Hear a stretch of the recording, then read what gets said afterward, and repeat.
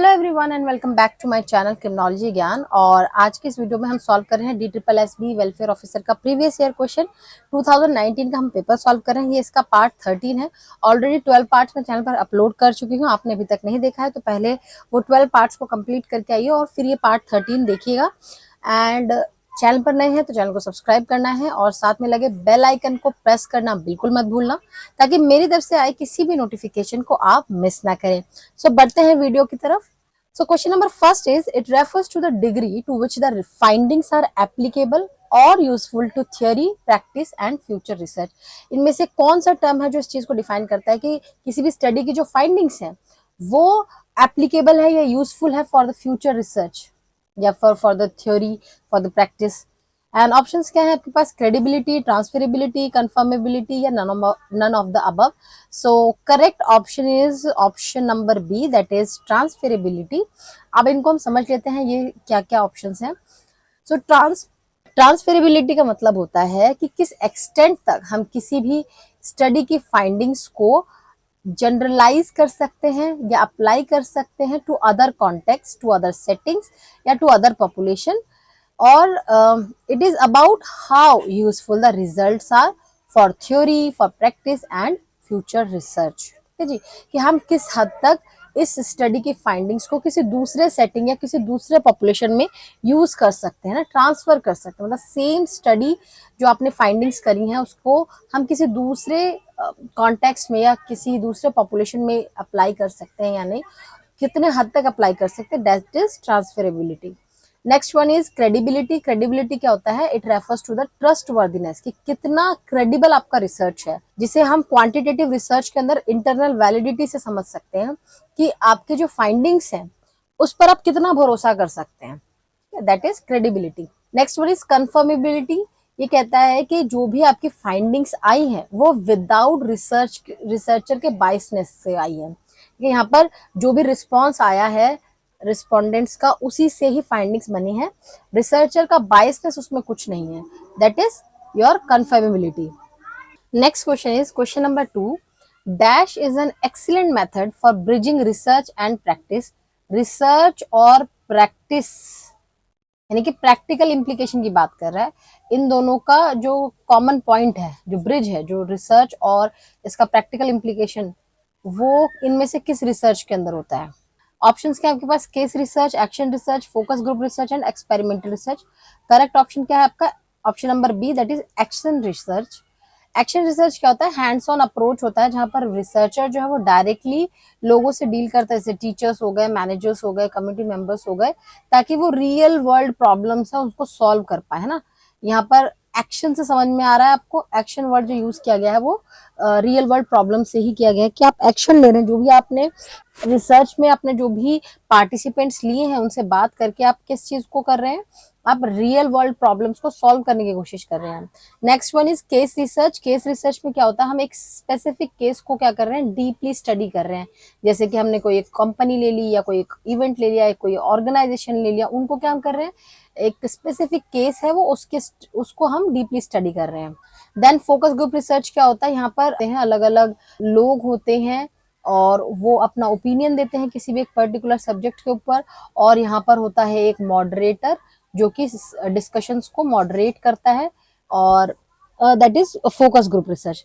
Then experimental research क्या होता है? कॉज एंड इफेक्ट देखते हैं हम यहाँ पर इन कंट्रोल्ड सेटिंग्स, ठीक है, वेरिएबल्स में जो कॉज एंड इफेक्ट देखते हैं कि इस एक्स वेरिएबल की वजह से वाई वेरिएबल में जो है चेंजेस देखने को हमको मिले। तो ये सारा कुछ हम क्या करते हैं? कंट्रोल सेटिंग्स में करते हैं, like a lab which may not apply to real life situation. जरूरी नहीं है कि वो रियल लाइफ सिचुएशन में अप्लाई हो, ठीक है।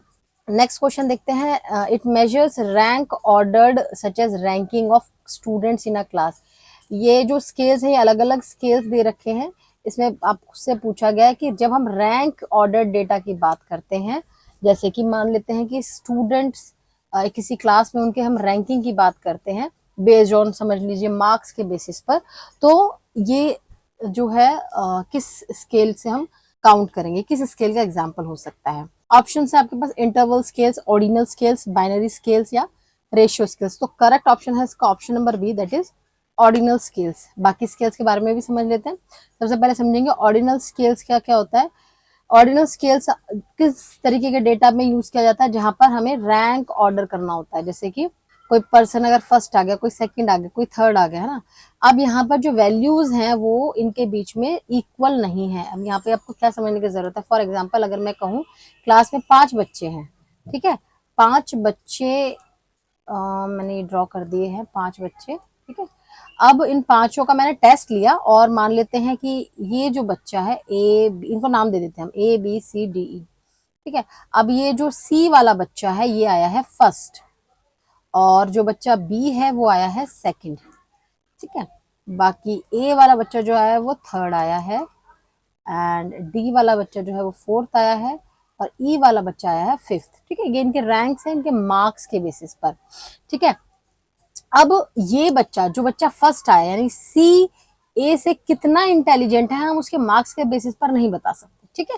तो यहाँ पे क्या किया, रैंक कर दिया हमने, बस बोल दिया कि ये फर्स्ट है, ये बच्चा सेकंड है, मार्क्स के बेसिस हमने उनको रैंक तो कर दिया, लेकिन कितना ज्यादा है, क्या ज्यादा है, वो नहीं हम बता सकते। तो इक्वल स्पेसिंग नहीं हो सकता। जरूरी नहीं है कि जो बच्चा फर्स्ट और सेकंड आए हैं वही उनके मार्क्स के में जो गैप है वही सेकंड और थर्ड वाले बच्चे पे हो, ऐसा जरूरी नहीं है। हो सकता है इनमें सिर्फ 1 मार्क्स का फर्क हो और फर्स्ट और सेकंड वाले में 5 मार्क्स का फर्क हो। तो यहाँ पे तो इक्वल वैल्यू का स्पेसिंग नहीं है ना। तो ये यहाँ पे सिर्फ क्या कर रैंक कर दिया गया है, लेकिन इक्वल स्पेसिंग नहीं है वैल्यूज के बीच में। इसके एग्जांपल्स क्या हो सकते हैं, जैसे क्लास रैंकिंग हो गया, फर्स्ट सेकंड थर्ड, है ना।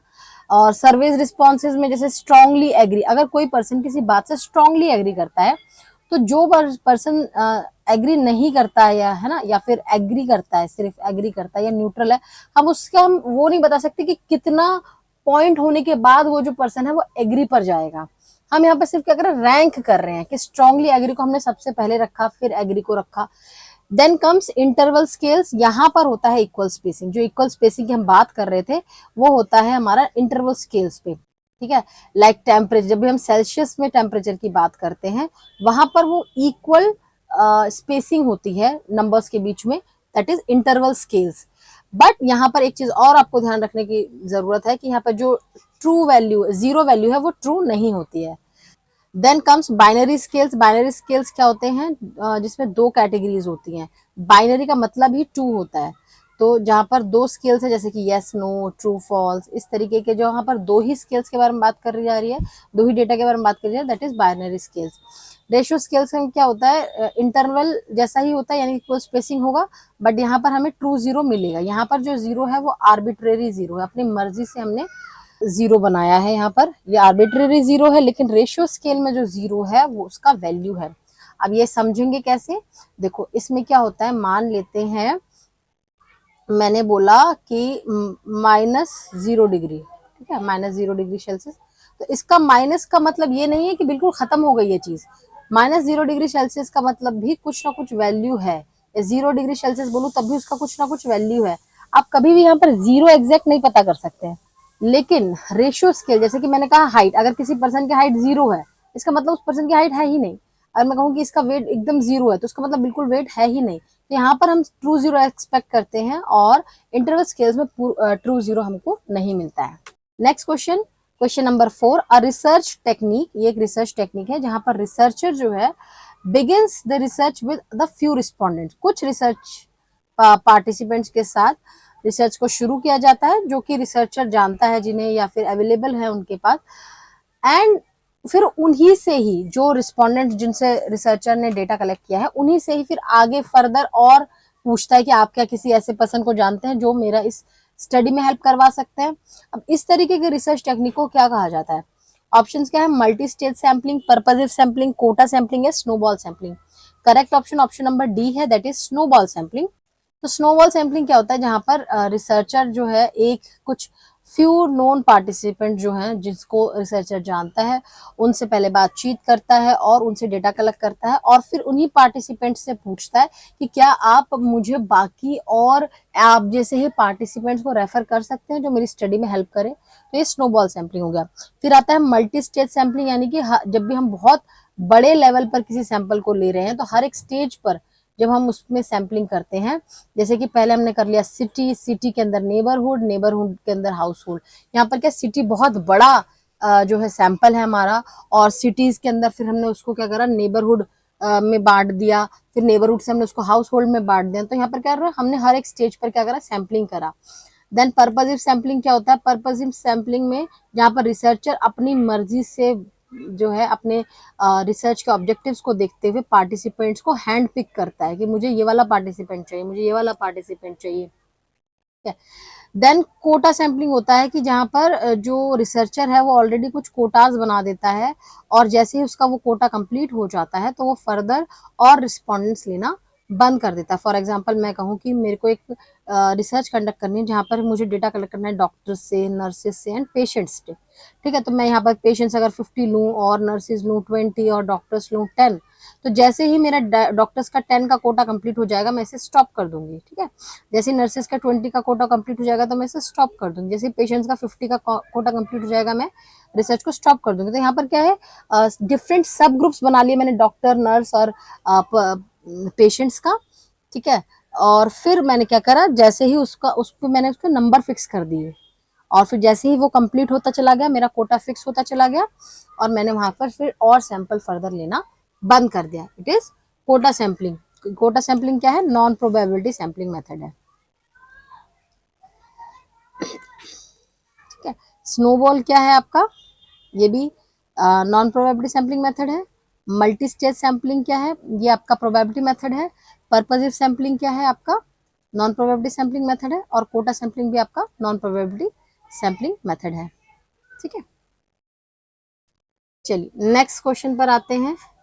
Question number 5, a thorough representation of the phenomenon of inquiry and its context perceived and experienced by study participants. ये क्या है, एक थॉरो रिप्रेजेंटेशन है किसी भी फिनोमिना का। इट्स कॉन्टेक्स्ट परसीव, क्या इसका कॉन्टेक्स्ट मतलब किसी भी फिनोमिना का क्या कॉन्टेक्स्ट जो है पार्टिसिपेंट्स ने परसीव किया। यानी मान लेते हैं कि कोई एक फिनोमिना हुआ, उसका पार्टिसिपेंट्स ने कैसे उस चीज को एक्सपीरियंस किया, उसका ही रिप्रेजेंटेशन है, थॉरो रिप्रेजेंटेशन है। तो इसको हम क्या कहेंगे, ऑप्शंस क्या है आपके पास, thick descriptions, reflexibility, reflexivity, member checking या पीयर डीब्रीफिंग। तो करेक्ट ऑप्शन है option number A, that is thick descriptions. Thick descriptions क्या होते हैं, ये किसी भी फिनोमिना का डिटेल्ड या रिच डेफिनेशन होता है, या उसके बारे में जब बताया जाता है, दैट इज थिक डिस्क्रिप्शन, जिसके अंदर हम उसका कॉन्टेक्स्ट को समझते हैं, उसके मीनिंग्स को समझते हैं, और पार्टिसिपेंट्स के एक्सपीरियंसेस को समझते हैं। देन रिफ्लेक्सिविटी क्या होता है, यहाँ पर रिसर्चर का सेल्फ अवेयरनेस की बात करते हैं, जहाँ पर रिसर्चर को पता है कि ये चीज़ बायसनेस के अंदर आ जाएगी और ये स्टडी को इन्फ्लुएंस कर सकती है, इसे रिफ्लेक्सिविटी कहते हैं। देन मेंबर चेकिंग क्या होता है, यहाँ पर हम जो भी फाइंडिंग्स हैं उसको हम क्या करते हैं, पार्टिसिपेंट्स के साथ शेयर करते हैं फॉर फीडबैक। फिर आ जाता है पीयर डीब्रीफिंग, इसमें क्या होता है, हम अपने रिसर्च को कलीग्स के साथ डिस्कस करते हैं to critique and refine the interpretations. Next question, question number 6, a special type of content analysis where the researcher tries to interpret the subjective meaning of a given text within its socio historic context. ये एक special type का content analysis होता है जहां पर researcher क्या कर रहा है, किसी भी गिवन टेक्स्ट को उसका सब्जेक्टिव मीनिंग निकाल के उसको इंटरप्रेट करने की कोशिश कर रहा है within its socio historic context. अब यहाँ पर हमें ऑप्शंस क्या दे रखे हैं, sentiment analysis, productive analysis, hermeneutic analysis या none of the above. Correct option is option number C, that is hermeneutic analysis. इसमें क्या होता है, ये क्वालिटेटिव मेथड है ना, रिसर्च मेथड है, क्वालिटेटिव रिसर्च मेथड है, जो कि फोकस करता है किसी भी टेक्स्ट के डीपर मीनिंग को इंटरप्रेट करने में, लाइक डॉक्यूमेंट्स हो गए, इंटरव्यूज हो गए, मीडिया हो गया, with in their social, cultural and historical context. Sentiment analysis क्या होता है, ये एल्गोरिदम्स को यूज करता है ताकि इमोशंस को क्लासिफाई कर सके, जैसे कि ये पॉजिटिव इमोशन है, ये नेगेटिव इमोशन है in text. Example, social media post में अगर किसी ने कोई बात कही और वो पॉजिटिव है या नेगेटिव है, उसको क्या करें, उस एल्गोरिदम को कलेक्ट करके ये क्लासीफाई करता है। देन प्रोडक्टिव एनालिसिस क्या होता है, प्रोडक्टिव एनालिसिस जो है it is not a research term. Next question, in this technique the sampling frame is ordered according to some criteria and selected at regular intervals through their ordered list। देखो यहाँ पर सबसे पहले ना sampling frame जो word आया है उसको समझते हैं कि सैम्पलिंग फ्रेम होता क्या है। फॉर एग्जांपल ऐसे बहुत सारे रिसर्चेस होते हैं जहाँ पर आपको अपना पूरा पॉपुलेशन के बारे में नॉलेज होता है। मान लेते हैं मैं कहती हूँ चाइल्ड वेलफेयर कमिटीज जो कि दिल्ली में है, अब ये लिस्ट आपको आसानी से मिल जाएगी। मान लेते हैं कि 27 चाइल्ड वेलफेयर कमिटीज हैं और इसमें से मुझे सिर्फ 5 चाइल्ड वेलफेयर कमिटीज के बारे में जानना है। तो अब देखो या 5 चाइल्ड वेलफेयर कमिटीज जो है उनसे इंटरव्यू लेना है। तो ये 27 जो चाइल्ड वेलफेयर कमिटीज हैं, ठीक है, ये सारा क्या हो गया मेरा सैम्पलिंग फ्रेम हो गया, सैम्पलिंग फ्रेम हो गया। अब यहाँ पे क्वेश्चन में आपसे पूछा गया है कि अब आपने जो ये 5 चाइल्ड वेलफेयर कमिटीज को निकालना है उसके रेगुलर इंटरवल पर आप उसको सेलेक्ट करेंगे, है ना। एक ऑर्डर्ड लिस्ट आपने बना दिया और उसको रेगुलर इंटरवल पर आपको उसको सेलेक्ट करना है। तो आप कौन सा टेक्निक यूज करेंगे इनमें से?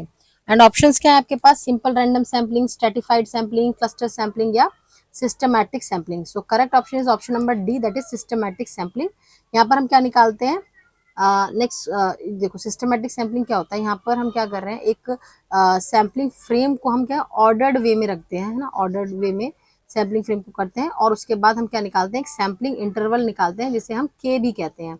ये मैं आपको डीपली जो है बताऊंगी बाद में, बट आप ये समझ लीजिए कि हम इसमें से क्या निकालते हैं सैम्पलिंग इंटरवल निकालते हैं जिसे हम के कहते हैं और उसके बाद हमें एक वैल्यू मिलती है और हर उस वैल्यू के बाद जो भी हमने फिक्स कर रखा है उस पर जो भी सैंपल अपना जो एलिमेंट्स को फिक्स कर रखा है हम उस एलिमेंट को चूज करेंगे। फॉर एग्जांपल अगर मैं कहूँ कि मेरा के का वैल्यू अगर 5 आया है तो और मान लेते हैं कि ये 27 मान लेते हैं कि CWC है, तो हर 5 एलिमेंट के बाद 1 2 3 4 5 ये जैसे ये वाला तो पहला CWC ये वाला होगा, फिर उसके बाद फिर 5 एलिमेंट्स के बाद ये वाला CWC, तो हर एक ये एक ऑर्डर्ड सैम्पलिंग फ्रेम में हमने एक फिक्स्ड इंटरवल पर अपना एलिमेंट को चूज किया है। Then come simple random sampling. Simple random sampling क्या होता है कि हर एक एलिमेंट के पास इक्वल चांस होता है उसके रिसर्च में सेलेक्ट होने के लिए। देन स्ट्रेटिफाइड सैम्पलिंग क्या होता है, पॉपुलेशन को हम स्ट्राटा है ना या सब ग्रुप्स में डिवाइड करते हैं और फिर उन स्ट्राटाज में से उन सब ग्रुप में से सैंपल्स को लेते हैं। देन क्लस्टर सैम्पलिंग क्या होता है, पॉपुलेशन को हम क्या करते हैं क्लस्टर में डिवाइड करते हैं, जैसे स्कूल्स हो गया, नेबरहुड्स हो गया, और उन क्लस्टर्स में से हम रैंडमली अपने सैंपल को सेलेक्ट करते हैं। Next question, question number 8, in sociology of media polysemic term का मतलब क्या होता है? ईच मीडिया मैसेज और text is capable of being interpreted in a variety of ways, media which tend to concentrate on newspapers and television only, mixed and widely dispersed audiences, technology which are relatively cheap to produce and purchase। so correct options में है option number ए। अब समझ लेते हैं कि इसका क्या मतलब होता है। देखो पॉलीसेमिक का क्या मतलब होता है मीडिया सोशियोलॉजी में, that a single media text है ना, जैसे कि न्यूज फिल्म न्यूज आर्टिकल हो गया, फिल्म हो गया या एडवर्टीजमेंट हो गया, इसके पास मल्टीपल पॉसिबल इंटरप्रिटेशंस हो सकते हैं डिपेंडिंग ऑन ऑडियंस के बैकग्राउंड, कल्चर और पर्सपेक्टिव को लेके, ठीक है। पॉली मतलब मल्टीपल, तो इनके पास क्या है मल्टीपल पॉसिबल इंटरप्रिटेशंस होते हैं। Next, a leader who does not directly supervise as employees and fails to provide regular update to those under his supervision. ठीक है, एक लीडर जो कि डायरेक्टली अपने एम्प्लॉयज को सुपरवाइज नहीं करता है और अपने एम्प्लॉयज को रेगुलर अपडेट नहीं दे पाता, उसे हम क्या कहते हैं? ऑप्शंस क्या है? लेसेज फेयर, ऑटोक्रेटिव, पार्टिसिपेटिव या transactional. Correct option is laissez faire, option number A. So laissez faire का मतलब होता है, लासेज फेयर लीडर का मतलब होता है लेट इट बी, है ना। तो it's a hands of approach which offers little supervision, little guidance और feedback to employees। ऑटोक्रेटिक का क्या मतलब होता है? कंट्रोलिंग लीडर होता है जो कि यूनिलेटरी डिसीजन लेता है, यानी कि बिल्कुल ऑपोजिट है लासेज फेयर के। देन पार्टिसिपेटिव में क्या होता है? एम्प्लॉयज को भी डिसीजन मेकिंग में इक्वली पार्टिसिपेट करवाया जाता है। एंड ट्रांजैक्शनल में क्या होता है? ये रिवॉर्ड्स एंड पनिशमेंट्स पर फोकस करता है, ठीक है जी। Next question, This refers to the actual perceived, expected, tangible or intangible rewards or punishment conveyed upon an individual by society or a subset of society. ठीक है, इसका क्या मतलब है कि किसी भी इंडिविजुअल के ऊपर टेंजिबल या इंटेंजिबल या परसीव्ड या एक्सपेक्टेड पनिशमेंट या रिवॉर्ड जब हम कन्वे करते हैं बाय, हम मतलब सोसाइटी या सबसेट ऑफ सोसाइटी, तो उसको हम क्या कहते हैं, social reinforcement, social structure, social learning या social interactionism. So correct option is option number A, that is social reinforcement. इसका मतलब क्या होता है, it refers to the rewards और punishments that individual receive from others in society shaping their behavior.